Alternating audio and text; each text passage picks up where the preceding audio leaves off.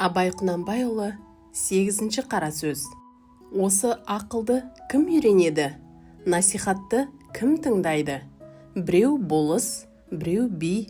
Олардың ақыл үйренейін, насихат тыңдайын деген ойы болса, ол орынға сайланып та жүрмес еді.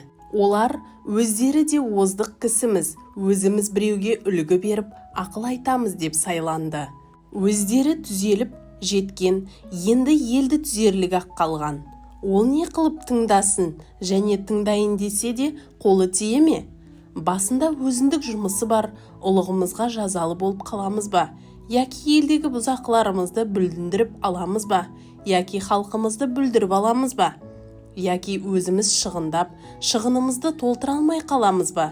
Деген ебіне қарай біреуді жетілтейін, біреуді құтылтайын деген бейнетінің бәрі басында қолы тимейді. Байлар, олар өздері де бір күн болса да дәулет қонып, дүниенің жарымы басында тұр. Өзінде жоқты малыменен сатып алады.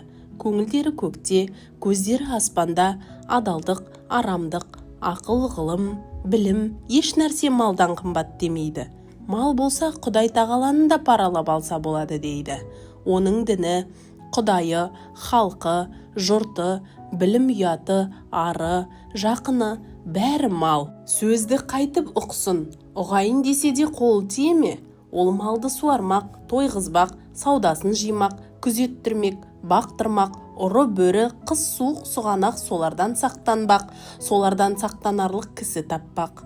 Оның бәрін жайғастырып, аяғын алып келіп, мақтанға орналастырғанша қашан? Қолы тимейді. Енді ұры залым, сұм сұрқия өзі де тыңдамайды. Онша-мұнша қой жүнді қоңыршалар күнін көре алмай жүр. Аналар андай болып тұрғанда білім, ғылым, ақылды не қылсын? Және де білім, ғылым кедейге керегі жоқтаяқ.